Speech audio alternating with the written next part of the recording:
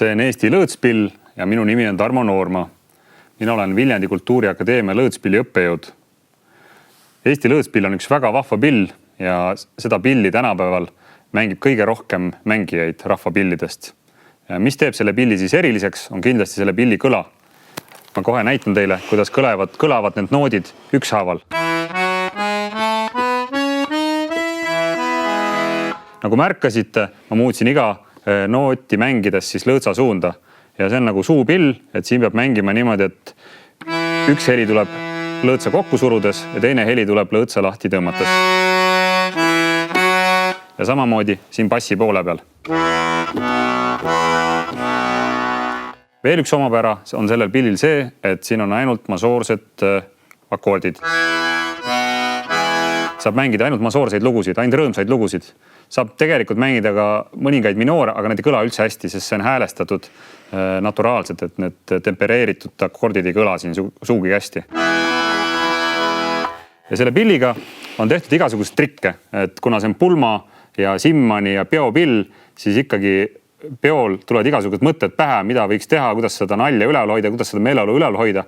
Siis näiteks üks pajatsi trikk või peotrikk on selline, et on mängitud seda pilli pea peal. Ma kohe proovin. Ai, mul ei ole mütsi peas, peaks olema tegelikult.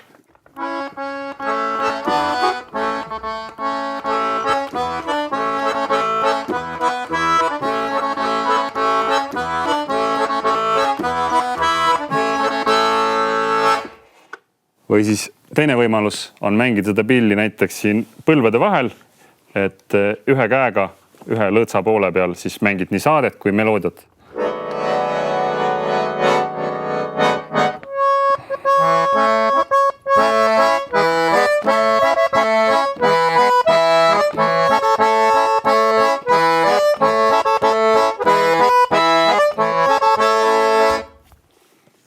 Ja alati, kuna need lõõtspillid on kõik tehtud tegelikult meistrite poolt, need on kõik erinevad, siis on väga tähtis selle pilli puhul teada, et kes on selle pilli meister.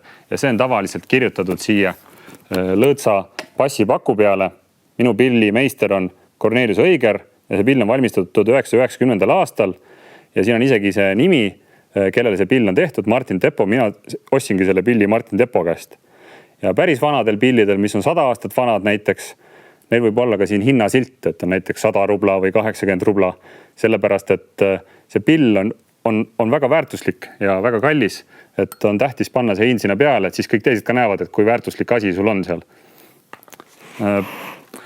Igal lõõtspillil on kuskil 2500 või 2700 erinevaid juppi, väikest detaili, mis on kõik lõõtsa meistri poolt tehtud. Ja seetõttu on see pill selline päris keeruline valmistada, aga sellest hoolimata tänapäeval neid tehakse, neid mängitakse ja see on tõesti kõige populaarsem rahvapill tänapäeval. Et proovige ka. Nüüd mängin teile ühe päris ehtsa lõõtspilli polka, mida vanasti mängiti ja tänapäeval ka tegelikult päris palju pulmades ja enamus lõõtsamängijaid oskab seda lugu ka mängida. See on üks kuulsamaid lõõtspilli lugusid. Olen selle õppinud oma õpetaja Ants Tauli käest, kes õppis selle loo autori käest, kelle nimi oli siis Karl Kikas. Karl Kikas oli lõõtspilli ajaloo üks kõige kuulsamaid ja tuntumaid ja paremaid mängijaid.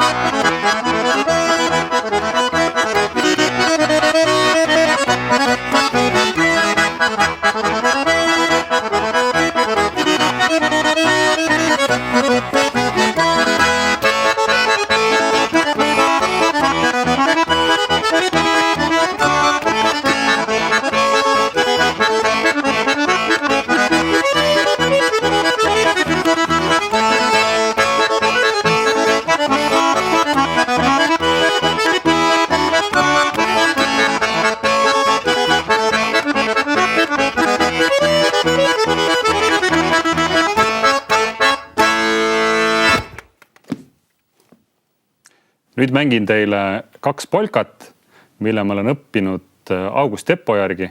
August Teppo on siis selle pilli leiutaja ja need on sellised tõelised vanapärased ägedad polkad.